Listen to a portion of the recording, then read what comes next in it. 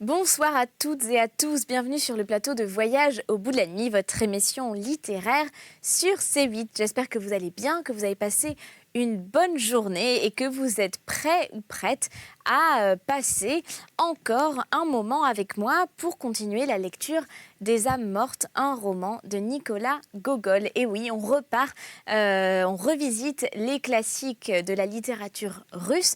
Je suis ravie d'avoir pu commencer le roman que je vais continuer avec vous. Alors on est à la toute première partie du roman et je m'apprête à aborder le chapitre 2. Évidemment, si vous avez manqué le début de la lecture, eh bien vous pouvez revoir l'émission grâce au replay, tout simplement sur le site internet de la chaîne, rubrique Voyage au bout de la nuit. Si vous aimez cette émission, vous savez qu'elle existe grâce à vous, et oui, puisque vous la regardez, eh bien vous pouvez la faire vivre encore un petit peu sur les réseaux sociaux grâce au hashtag VBN, Voyage au bout de la nuit. Comme ça, vous pouvez vous reconnaître et créer cette petite communauté dont l'émission a besoin. En attendant, je vais poursuivre la lecture. Donc j'en étais à la fin du chapitre premier. Qu'est-ce qui se passe dans ce chapitre? Eh bien, pour l'instant, l'histoire, ou en tout cas la narration, se concentre autour d'un voyageur qui s'appelle Tchitchikov et qui est quelqu'un d'assez énigmatique, extrêmement bien éduqué, et on ne sait pas trop d'où il vient ou ce qu'il fait, mais il arrive dans une ville et on s'intéresse à lui et à ses relations. Voilà, je vous en dis pas plus, je continue le chapitre et j'entame très vite le chapitre 2. Très bon voyage à vous. Il ne passait pas une heure chez lui et ne rentrait à l'hôtellerie que pour dormir. Il se révéla d'ailleurs un homme du monde accompli, sachant toujours et partout soutenir la conversation. Roulait-elle sur les haras? Il parlait haras. Parlait-on chien? Il glissait quelques judicieuses remarques. S'agissait-il d'une enquête opérée par la Cour des comptes? Il se montrait au courant des péchés de Dame Justice. Discutait-on billard? Il s'affirmait connaisseur en billard. Vertu? Il en discourait les larmes aux yeux. Douane? Il traitait le sujet comme un vieux douanier. Chose remarquable, il ne se départait jamais d'une certaine gravité et employait toujours le ton qu'il fallait. En un mot, il était partout à sa place. Sa venue mit en joie tous les fonctionnaires.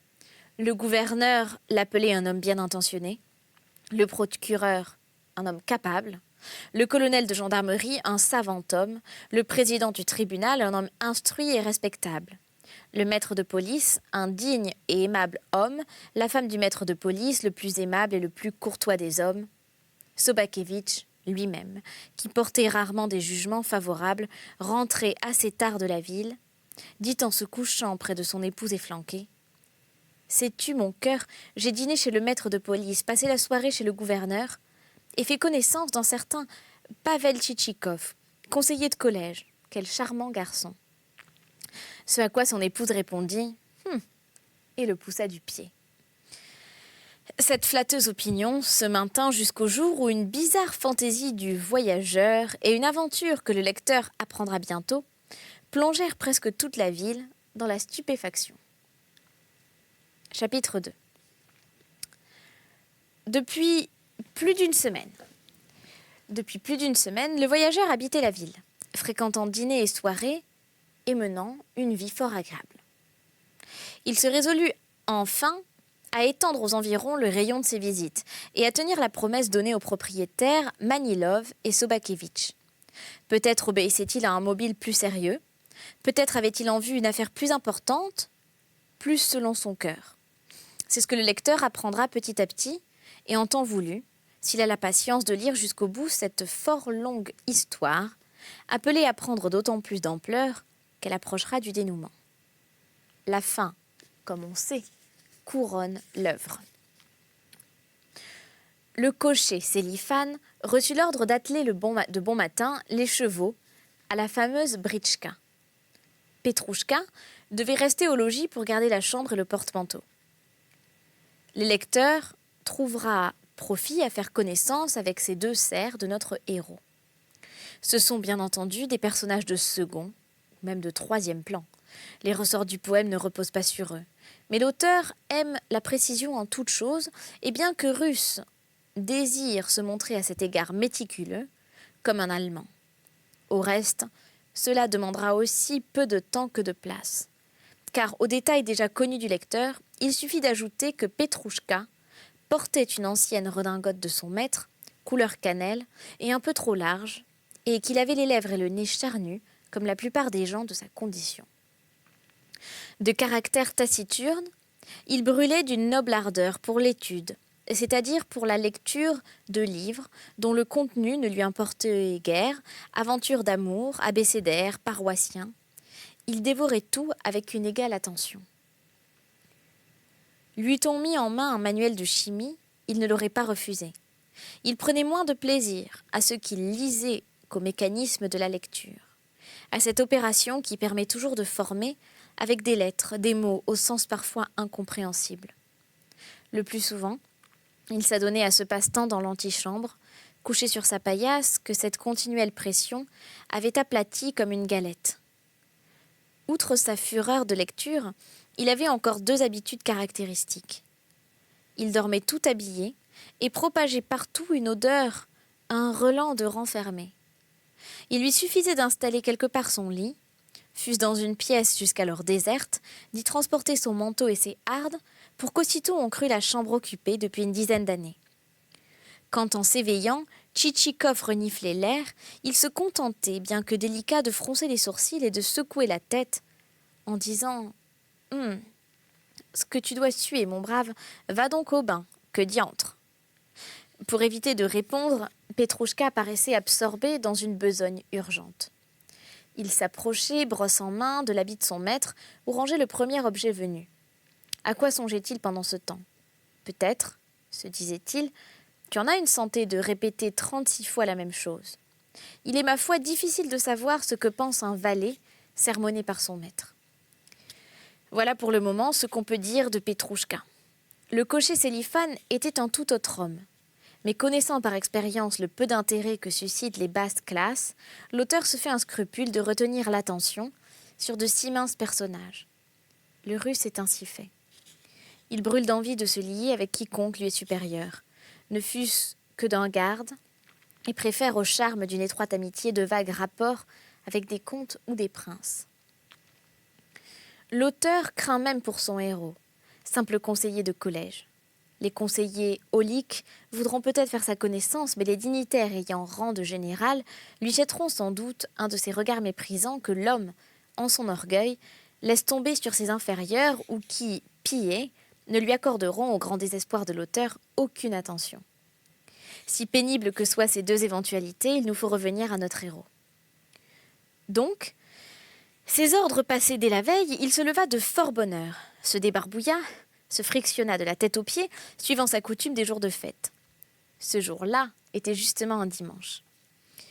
Se rasa de manière à donner à ses joues l'éclat et le poli du satin, endossa son habit zinzolin, moucheté et son manteau à grand col d'ours. Il descendit l'escalier, soutenu tantôt d'un côté, tantôt de l'autre par le garçon d'auberge. Prit enfin place dans sa britchka. La voiture sortit avec fracas de la porte cochère. Un pop qui passa le salua. Quelques gamins en blouse sale tendirent la main en criant « Mon bon monsieur, n'oubliez pas un pauvre orphelin !» Le cocher remarqua que l'un d'eux aimait à grimper derrière les équipages et le cingla d'un coup de fouet. Bientôt la britchka roula en cahotant par les rues. Ce n'est pas sans plaisir que Tchitchikov aperçut de loin la barrière bariolée, indice que le supplice du pavé allait bientôt prendre fin. En effet, après quelques dernières heures fâcheux pour sa tête, il se sentit emporté sur la terre molle.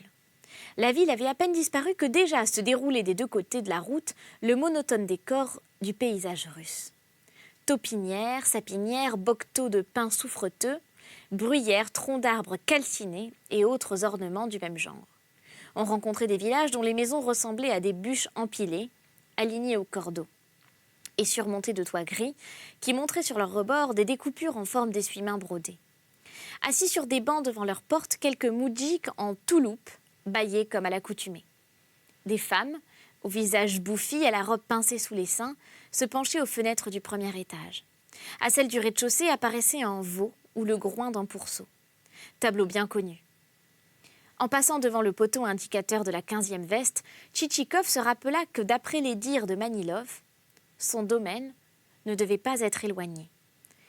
Mais nos voyageurs arrivèrent au poteau suivant sans apercevoir aucun village. La rencontre de 2 manants les tira heureusement d'embarras.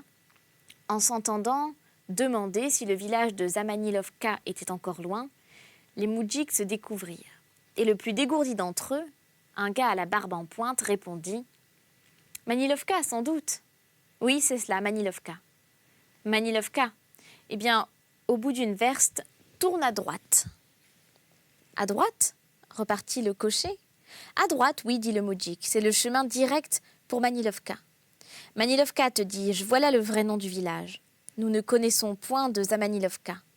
Droit devant toi, sur la hauteur, tu verras une belle maison de maître en pierre, à un étage. Ce sera justement Manilovka. Quant à Zamanilovka, il n'y en a pas ici, il n'y en a jamais eu. » Nos voyageurs se mirent à la recherche de Manilovka. Au bout de 2 verstes, ils s'engagèrent dans un chemin vicinal et parcoururent encore 3 à 4 verstes sans pouvoir poindre la maison en pierre à un étage. Lorsqu'un ami vous convie dans ces terres, soi-disant à 15 verstes, il faut compter le double. Tchitchikov se rappela à propos cette vérité. La situation de Manilovka était peu attrayante. La maison seigneuriale se dressait solitaire sur un tertre exposé à tous les vents et couvert d'un maigre gazon. Sur cette pelouse à l'anglaise se disséminaient 2 ou 3 massifs de lilas et d'acacias à fleurs jaunes. 5 à 6 bouleaux tendaient çà et là vers le ciel leurs cimes. Sous 2 d'entre eux, on apercevait un pavillon à coupole verte, à colonnade bleue, portant l'inscription « Temple de la méditation solitaire ». Plus bas s'étalait un étang envahi par les herbes, classiques parures des jardins anglais de nos hobereaux. Au pied de la hauteur et même à flanc de coteau, s'éparpillaient de grisâtres isbas, dont notre héros, pour des motifs inconnus, se prit aussitôt à évaluer le nombre. Il en compta plus de 200. Nul arbuste, nulle verdure en cet amas de poutres. Seules 2 paysannes animaient le paysage. Les jupes pittoresquement retroussées de l'eau jusqu'aux genoux. Elles traînaient par l'étang, à l'aide de 2 bâtons, un filet déchiré où se devinaient 2 écrevisses et brillait un gardon. Elles paraissaient se quereller, échanger des invectives. À quelque distance, la masse sombre d'une pinède mettait une tache bleuâtre, maussade. Le ciel lui-même, d'un gris terne, rappelant la couleur des vieux uniformes militaires, ajoutait à la tristesse du lieu. Un coq, annonciateur des intempéries, complétait le tableau. Bien que sa tête eût été entaillée jusqu'à la cervelle par les becs de ses rivaux en galanterie, il n'embraillait pas moins et faisait même claquer ses ailes effilochées comme de vieilles nattes. En pénétrant dans la cour, Tchitchikov aperçut sur le perron le maître en personne, en redingote de chalon vert, qui protégeait de la main ses yeux afin de mieux distinguer les arrivants. À mesure que la britchka approchait, son regard s'illuminait et son sourire allait s'épanouissant. « Pavel Ivanovitch, s'écria-t-il enfin, quand Tchitchikov sauta de voiture, vous daignez vous souvenir de nous ?» Les 2 amis s'étreignirent, et Manilov entraîna son hôte. Bien que leur passage dans le vestibule, l'antichambre, la salle à manger ne demande qu'un temps assez court, tâchons d'en profiter pour dire quelques mots du maître de la maison. L'auteur doit avouer la difficulté de cette entreprise. Il est bien plus facile de camper des caractères de grande envergure. Il suffit de jeter à pleine main les couleurs sur la toile. Yeux ardents, sourcils épais, front barré d'une ride, cape noire ou feu rouge, voilà le portrait terminé. Mais tous ces gens, qui de prime abord se ressemblent tous et qui observés de plus près révèlent tant d'insaisissables particularités, ces gens-là ne sont pas aisés à peindre. Pour arriver à distinguer de menus détails, presque imperceptibles, il faut bander tous les ressorts de son attention et aiguiser encore un regard déjà exercé dans l'art de l'observation. Dieu seul, sans doute, pourrait définir le caractère de Manilov. Certains individus ne sont, comme on dit, ni chair ni poisson. Et Manilov, sans doute, appartenait à cette confrérie. Ce blond aux yeux bleus, au sourire enjôleur, avait belle mine. Ses traits ne manquaient pas de charme, mais d'un charme trop doucereux. Ses manières, son langage étaient trop insinuants. Quel brave et charmant homme, se disait-on en liant conversation avec lui. Mais l'instant d'après, on ne se disait plus rien, et bientôt on murmurait « Quel diable d'individu !» En s'éloignant au plus vite, sous peine de périr d'ennui. Il ne laissa jamais tomber un de ces mots vifs ou même acerbes, qui échappent à toute personne dont vous touchez le sujet favori. Chacun a son dada. L'un est féru de lévrier, l'autre croit sentir profondément la musique, le troisième s'entend à bien manger, le quatrième prétend jouer un rôle supérieur, ne fût-ce que d'un pouce, à celui qui lui est assigné, le cinquième, plus modeste en ses désirs, rêve de parader en compagnie d'un aide de camp, aux yeux éblouis d'amis ou d'inconnus. La main du sixième éprouve l'irrésistible envie de plier l'as ou le 2 de carreau, tandis que celle du septième grille de rétablir l'ordre, de souffleter le maître de poste ou les postillons. Bref, chacun a sa marotte, mais Manilov n'en avait aucune. Chez lui, il ne parlait guère, demeurant le plus souvent plongé dans des réflexions connues de Dieu seul. Il se souciait peu de faire valoir ses terres et n'y jetait jamais un coup d'œil. Les choses allaient leur train toutes seules. Quand l'intendant disait « Il serait bon de faire ceci ou cela », « Pas mauvais en effet », répliquait-il d'ordinaire, en tirant de continuelles bouffées de sa pipe, habitude contractée au régiment, où il passait pour l'officier le plus modeste, le plus délicat, le plus instruit. « Oui, oui, pas mauvais », répétait-il. Quand un moudjik venait le trouver et lui demandait, en se grattant la nuque, un congé pour gagner de quoi payer sa redevance, « Entendu », disait-il en fumant sa pipe, et il ne lui venait même pas à l'idée que le croquant désirait tout simplement godailler. Parfois, considérant du haut de son perron la cour et les temps, il se prenait à dire qu'il serait bon de créer un passage souterrain qui mènerait de la maison au village, ou bien de jeter sur l'étang un pont de pierre, flanqué de boutiques où se débiteraient les menus objets d'usage courants parmi les villageois. Ses yeux se faisaient alors doucereux à l'extrême, son visage prenait l'expression la plus béate. Tous ces projets n'étaient que de belles paroles. Il gardait dans son bureau un livre, marqué d'un signet à la page 14, et dont la lecture durait depuis 2 ans. Il n'avait jamais pu monter complètement son ménage. Une riche étoffe de soie recouvrait le fort beau meuble du salon, à part 2 fauteuils sur lesquels une simple natte remplaçait l'étoffe absente. Et depuis plusieurs années, quand il recevait des visites, le maître de ce beau meuble avait soin d'avertir. « Ne vous asseyez pas sur ces fauteuils, ils ne sont pas encore recouverts, certaines pièces demeuraient vides. » Bien qu'il eût décidé dès la lune de miel, « Mon cœur, il faudra que je songe à meubler cette chambre, tout au moins provisoirement. » À la tombée de la nuit, on posait sur la table un élégant candélabre de bronze, qui représentait les 3 grâces, avec de jolis garde-vues en perles, et à côté un invalide en cuivre boiteux, tors, couvert de suif. Ni maître ni serviteur n'y prêtait attention. Sa femme, inutile d'insister, il se convenait parfaitement.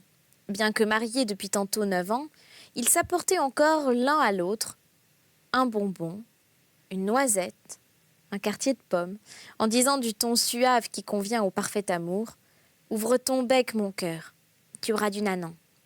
Et le bec, aussitôt, s'ouvrait le plus gentiment du monde. Pour leur anniversaire, ils se faisaient des surprises, s'offraient par exemple un étui à cure-dents, en perles fausses. Et bien souvent, assis côte à côte sur le canapé, l'un abandonnait sa pipe, l'autre son ouvrage, pour échanger un baiser si long, si énamouré qu'on aurait eu le temps, pendant qu'ils se livraient à ce jeu, de fumer une cigarette. En un mot, c'était ce qu'on est convenu d'appeler des gens heureux. Évidemment, on aurait pu leur faire remarquer qu'il existe dans un ménage bien d'autres occupations que les surprises et les baisers prolongés, et leur poser diverses questions gênantes. Pourquoi, par exemple, la cuisine laissait-elle autant à désirer? Pourquoi le garde-manger était-il si mal approvisionné? Pourquoi la femme de charge volait-elle? Pourquoi les serviteurs étaient-ils de malpropres ivrognes? Pourquoi la valetaille passait-elle la moitié du temps à dormir et l'autre à polissonner? Mais ce sont là préoccupations trop triviales pour une personne aussi bien élevée que Madame Manilov. La bonne éducation se donne, comme on sait, dans les pensionnats. Et dans les pensionnats, 3 matières résument, comme nul ne l'ignore, toutes les vertus. Le français, indispensable à la félicité conjugale, le piano, destiné à faire passer au mari quelques moments agréables, enfin le ménage proprement dit, c'est-à-dire le tricotage de bourses et d'autres surprises. Certains perfectionnements sont d'ailleurs apportés à ces méthodes, surtout à l'heure actuelle. Tout dépend de la sagesse et des capacités des maîtresses de pension. Ici, le piano vient en tête. puis le français et le ménage en dernier lieu. Là, le ménage, c'est-à-dire le tricotage de bourse, occupe la première place. Puis vient le français, enfin, le piano. Comme on le voit, les méthodes varient. Il conviendrait de noter que Madame Maniloff, mais je l'avoue, je me gêne fort de parler des dames, et j'ai hâte de revenir à nos héros qui, arrêtés depuis quelques minutes devant la porte du salon, luttent de courtoisie à qui cédera le pas à l'autre. De grâce, sans façon, passez le premier, disait Tchitchikov. Non, non, Pavel Ivanovitch, non, vous êtes mon hôte, répliquait Manilov en montrant la porte. Sans façon, passez le premier. Non mais excusez-moi, je sais ce que je dois à un hôte aussi distingué. Voulez-vous rire? Passez, je vous en prie. Non, à vous l'honneur. Mais pourquoi? Parce que, fit Manilov avec un sourire aimable. Et finalement, les deux amis franchirent la porte de biais, et non sans heurts. Permettez-moi de vous présenter ma femme, dit Manilov. Mon cœur, Pavel Ivanovitch. Tchitchikov se trouva en présence d'une dame, assise sur le canapé, que les salam-alek de la porte l'avaient empêché d'apercevoir. Assez jolie, elle portait un peignoir de soie claire, damassé, qui lui allait à ravir. Sa fine menotte jeta précipitamment je ne sais quel objet sur la table et se prit à chiffonner un mouchoir de batiste au coin brodé. Elle se leva. Tchitchikov lui baisa la main, non sans plaisir. Elle l'assura, en grasseyant légèrement, qu'il était le très bienvenu, qu'elle était charmée de voir enfin ce Pavel Ivanovitch, dont son mari l'entretenait tous les jours. Oui, confirma Manilov, bien souvent, elle me demandait « Pourquoi donc ton ami tarde-t-il à venir ?» Prends patience, ma bonne, il viendra. Et voici qu'enfin, vous vous honorez de votre visite. Quel grand plaisir vous nous causez. Vous nous mettez vraiment le cœur en fête. En voyant qu'on en était déjà à la fête du cœur, Tchitchikov, confus, répondit avec modestie que son nom obscur et son rang modeste ne méritaient pas un si gracieux accueil. « Mais si, l'interrompit Manilov avec un nouveau sourire. Vous avez tout pour plaire et même au-delà. »« Que dites-vous de notre ville ?» s'informa Madame Manilov. « Vous y êtes-vous diverti ?»« Bien, votre ville est fort belle, » répondit Tchitchikov. « Je m'y suis diverti à souhait. Les habitants sont très sociables. »« Et que pensez-vous de notre gouverneur ?» reprit-elle. « Oh, le plus aimable et le plus respectable des hommes, n'est-ce pas ?» ajouta Manilov. « Très exact, » confirma Tchitchikov, le plus respectable des hommes. Et comme il remplit bien ses fonctions, de quelle idée il se fait de sa charge? Il serait à souhaiter qu'il y eût beaucoup de magistrats comme lui. Comme il sait accueillir le monde, quelle délicatesse dans ses manières, renchérit Manilov qui ferma voluptueusement les yeux, comme un chat qu'on chatouille doucement derrière les oreilles. Un charmant homme, continua Tchitchikov, est très adroit de ses mains. Il brode à ravir, je n'en croyais pas mes yeux. Il m'a montré un de ses ouvrages, une bourse. Peu de dames en pourraient faire autant. Et le vice-gouverneur, quel brave homme, n'est-ce pas? Reprit Manilov en fermant à nouveau les yeux. Un très, très digne homme, répondit Tchitchikov. Bien, permettez. Et le maître de police, que vous en semble-t-il? Eh bien, il est, ma foi, fort aimable. Très, très aimable. Et quel esprit, quelle instruction! Oh, le président, le procureur et moi avons ouisté chez lui jusqu'au chant du coq. Un très, très digne homme. Et la femme du maître de police? Reprit Madame Manilov. Qu'en pensez-vous? Une personne bien agréable, n'est-ce pas? Oh, c'est une des femmes les plus respectables que je connaisse. Acquiesça Tchitchikov. On n'oublia ni le président du tribunal, ni le directeur des postes, et l'on passa ainsi en revue presque tous les fonctionnaires qui tous furent trouvés les plus honnêtes gens du monde. Et on va s'arrêter là pour les présentations entre la femme de Manilov et Tchitchikov. J'espère que vous m'avez suivi avec tous ces noms qui se ressemblent. On se retrouve très bientôt pour une 3e émission où l'on poursuivra la lecture des âmes mortes de Nicolas Gogol. Merci d'avoir été avec nous. À très bientôt sur C8. Ciao, prenez soin de vous.